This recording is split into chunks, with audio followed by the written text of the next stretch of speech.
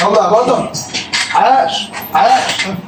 اقوى اقوى. بس عاش وزفت. تعال عاش ايه وجلاش ايه الاداء الزفت ده؟ وعمال تمرنه وتقول له عاش وانت عمال تنزل وخلاص.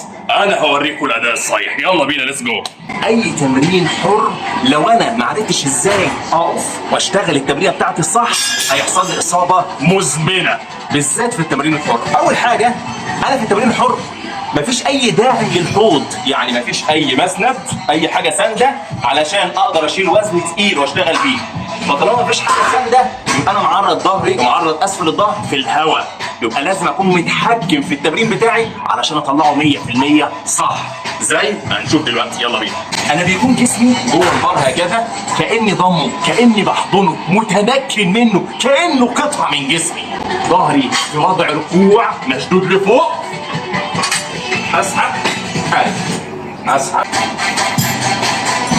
كل اللي بيشتغل معايا المرفق اتفرد، المرفق اتنى، ظهري مشدود في وضع ركوع مش متني لجوه. كل ما يكون متني يأثر على اسفل الظهر ويعمل لي مشاكل مزمنه. وكما قلنا تعال انت التمرين عامله ازاي؟ ايه تاني ممكن نقوله؟ ايه يا ابني؟